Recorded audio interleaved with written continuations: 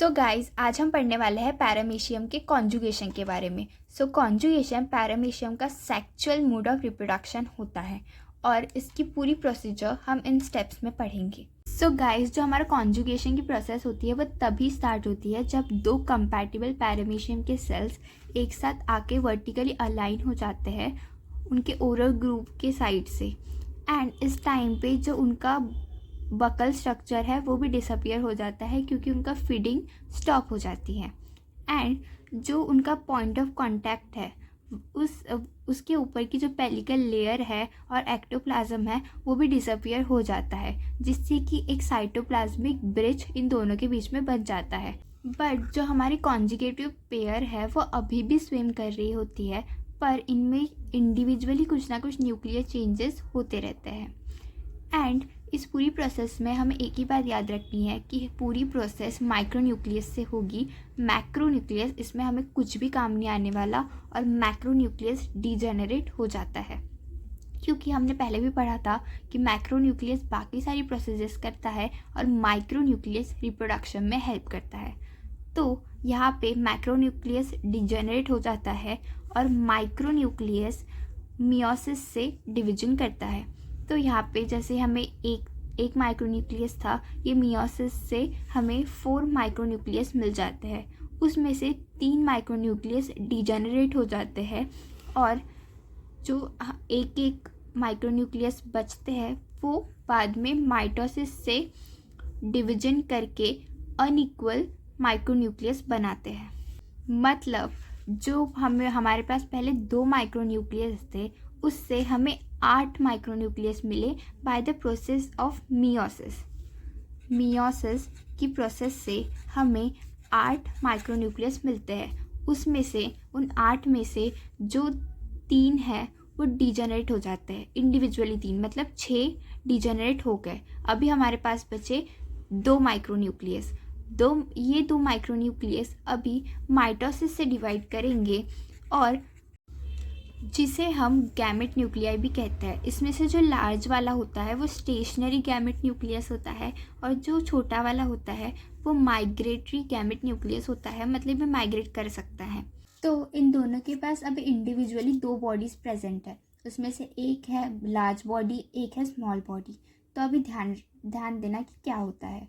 तो हमने जैसे देखा जो लार्ज वाला न्यूक्लियस होता है वो स्टेशनरी होता है, तो ये दोनों भी नहीं मूव करेंगे। बट जो स्मॉल वाले हैं वो माइग्रेटरी होते हैं, माइग्रेट कर सकते हैं। तो इसका स्मॉल न्यूक्लियस यहाँ पे जाके फ्यूज़ करेगा और इसका स्मॉल न्यूक्लियस यहाँ पे जाके फ्यूज़ करेगा। फिर ये दोनों एक दूसरे में जाके फ्यूज़ होके एक इंडिविजुअल जाइगोट बॉडीज़ बना लेंगे। अभी इन दोनों के पास सेपरेट जाइगोट न्यूक्लियस प्रेजेंट है, तो इन्हें और किसी की ज़रूरत नहीं है। तो अब ये साथ में क्यों रहेंगे, ये दोनों अलग हो जाएंगे। बट ये जो पूरी प्रोसेस थी ये 12 to 48 आवर्स तक चलती है और इसमें ये दोनों अटैच होते हैं। बट 12 या 48 आवर्स के इस प्रोसेस के बाद जब इनके पास जाइगोट न्यूक्लियस प्रेजेंट हो जाता है, आ जाता है, उसके बाद ये दोनों अलग हो जाते हैं और हम इसे एक्स कॉन्जुगेंट्स कहते हैं। अभी जो हमारा एक्स कॉन्जुगेंट है जिसके पास में जाइगोट न्यूक्लियस प्रेजेंट है, अभी ये जो जाइगोट न्यूक्लियस है ये 3 टाइम्स माइटोसिस करेगा, ठीक है, जिससे कि हमें 8 डॉटर न्यूक्लियाई मिलेंगे। फर्स्ट माइटोसिस करेगा 2 मिलेंगे, सेकेंड माइटोसिस करेगा 4 मिलेंगे, थर्ड माइटोसिस करेगा 8 मिलेंगे, ठीक है। तो इसमें से जो 4 होते हैं वो माइक्रोन्यूक्लियस बनते हैं और जो बाकी के 4 होते हैं वो माइक्रोन्यूक्लियस बनते हैं। ये दोनों माइक्रोन्यूक्लियस बन गए। अभी जो 3 माइक्रोन्यूक्लियस है वो डीजेनरेट हो जाएंगे। बस हमारे पास एक ही माइक्रोन्यूक्लियस बनेगा और 4 माइक्रोन्यूक्लियस बचेगा, ठीक है। 4 माइक्रोन्यूक्लियस बचे और 1 माइक्रोन्यूक्लियस बचा। अभी क्या होगा, जो पैरामीशियम का सेल था जिसके अंदर ये सब हो रहा था उसका साइटोप्लाज्म में डिवाइड होना शुरू करेगा। तो जो हमारे पास 4 माइक्रोन्यूक्लियस थे उसमें से 2 ऊपर चले जाएंगे, 2 नीचे चले जाएंगे। एंड जो हमारा 1 माइक्रोन्यूक्लियस बचा था वो वापस से माइटोसिस करेगा और 2 माइक्रोन्यूक्लियस बनाएगा। अब क्या होगा, साइटोप्लाज्म पूरी तरीके से डिवाइड हो जाएगा और 2 पैरामीशियम बन जाएंगे। बट अब दिक्कत क्या है कि हमारे पास 2 मैक्रोन्यूक्लियस प्रेजेंट है और एक ही माइक्रोन्यूक्लियस प्रेजेंट है। तो अब ये माइक्रो न्यूक्लियस मतलब छोटा वाला न्यूक्लियस क्या करेगा, एक और बार डिवाइड करेगा, फिर हमारे पास 2 छोटे वाले न्यूक्लियस आ जाएंगे, फिर ये पैरामीशियम और एक बार डिवाइड करेगा। इस तरीके से हमारे पास 4 पैरामीशियम बन जाएंगे। अब सेम प्रोसेस दूसरे वाले एक्स कॉन्जुगेंट के साथ भी होगा। यहाँ पे इसका जो जाइगोट न्यूक्लियस है वो 3 बार माइटोसिस करेगा और 8 न्यूक्लियस हमें मिलेंगे, जिसमें कि 4 हमारे मैक्रो न्यूक्लियस बनेंगे, 4 हमारे माइक्रो न्यूक्लियस बनेंगे। उसमें से जो हमारे 4 माइक्रो न्यूक्लियस है उसमें से 3 डिजेनरेट हो जाएंगे, एक हमारे पास बचेगा और फिर साइटोप्लाज्म में डिवाइड होने लगेगा। 2 मैक्रो न्यूक्लियस ऊपर चले जाएंगे, 2 नीचे चले जाएंगे और जो हमारा एक अकेला माइक्रो न्यूक्लियस बचा था छोटा वाला, वो वापस से डिवाइड करेगा, 2 बना लेगा और फिर हमें साइटोप्लाज्म पूरी तरीके से डिवाइड होने के बाद 2 पैरामीशियम मिलेंगे। फिर उसके बाद वापस से ये जो छोटा वाला माइक्रो न्यूक्लियस है ये वापस से डिवाइड कर लेगा और वापस से साइटोप्लाज्म डिवाइड करेगा और हमें 4 पैरामीशियम मिल जाएंगे। अब सिंपल इसमें समझते हैं कि हो क्या रहा है। तो हमारा जो माइक्रो न्यूक्लियस था वो मियोसिस करेगा। सबसे पहले first step is meiosis. Meiosis से कितने हमेशा मिलते हैं, हमें 8 माइक्रो न्यूक्लियस मिल गए। अब उसमें से क्या होगा, जो 6 रहेंगे वो डिसअपियर हो जाएंगे, बचे कितने, 2। बस हमारे पास 2 ही माइक्रो न्यूक्लियस बचे मियोसिस के बाद, ठीक है। अब होगा माइटोसिस। माइटोसिस में हमें 2 के कितने मिलेंगे, 4 मिल गए। अब इन 4 में से क्या होगा, 2 अलग अलग बटेंगे, ठीक है। 2 में से माइक्रो न्यूक्लियस अलग होगा और मैक्रो न्यूक्लियस एक, मतलब ये एक पैरामीशियम के अंदर चले जाएंगे, ठीक है।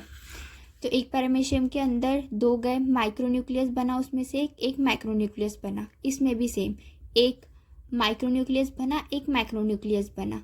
अब क्या होगा कि ये दोनों एक्सचेंज करेंगे और एक दूसरे के साथ फ्यूज़ हो जाएंगे। तो अब सेपरेट पैरामीशियम में जाइगोट बन गया, मतलब दोनों पैरामीशियम अलग अलग है और इसमें जाइगोट फॉर्म हो गया, ठीक है। तो अभी जाइगोट फॉर्म हो गया तो अभी ये दोनों अलग हो जाएंगे, तो इनकी प्रोसेस अभी सेपरेटली होंगी, ठीक है। तो अभी क्या होगा, जो ये जाइगोट हमारे पास मिला है ये अभी 3 बार माइटोसिस करेगा। 3 बार माइटोसिस करने के फर्स्ट इसमें हमें 2 मिलेंगे, सेकंड इसमें 4, थर्ड इसमें हमें 8 मिलेंगे। तो हमें 8 न्यूक्लियस मिल गए। माइटोसिस 3 बार किया तो हमें 8 न्यूक्लियस मिल गए, राइट। नाउ ये इसमें से 4 डिवाइड हो जाएंगे, 4 बनेंगे माइक्रो न्यूक्लियस, 4 बनेंगे मैक्रो न्यूक्लियस। तो अभी ये मैक्रो न्यूक्लियस कुछ भी नहीं करेंगे, ये अच्छे से रहेंगे, बट ये माइक्रो न्यूक्लियस अच्छे से नहीं रहेंगे। इसमें से 4 डिसअपियर हो जाएंगे, एक ही बचेगा। अभी एक ही बचा है तो एक से क्या होगा, तो इसलिए वापस से माइटोसिस करेगा और 2 बनाएगा। अभी 2 से भी कुछ नहीं हो सकता क्योंकि इसमें ऑलरेडी 2 पैरामीशियम बन के हमें 4 पैरामीशियम बनाने हैं। तो इसमें से ये बने मैक्रो न्यूक्लियस हमारे पास ऑलरेडी है और ये माइक्रो न्यूक्लियस, तो 2 माइक्रो न्यूक्लियस से नहीं होगा ना, हमें 4 बनाने हैं। वापस से हमें कट करेंगे तो एक और चाहिए, तो हम वापस से माइटोसिस कराएंगे। वापस से माइटोसिस करके हमें 4 माइक्रो न्यूक्लियस मिलेंगे। तो अभी सेपरेटली 4 पैरामीशियम बन गए, सबके पास एक माइक्रो न्यूक्लियस, एक मैक्रो न्यूक्लियस है। तो हमारी कॉन्जुगेशन की प्रोसेस यहाँ पे एंड होती है। एंड सेम हमने यहाँ पे बोला था कि ये दोनों अलग हो जाएंगे एक्स कॉन्जुगेंट, राइट। तो दूसरे वाले एक्स कॉन्जुगेंट में भी सेम यही वाली प्रोसेस रिपीट होगी। तो एंड प्रोडक्ट में हमें मिलेंगे 8 पैरामीशियम।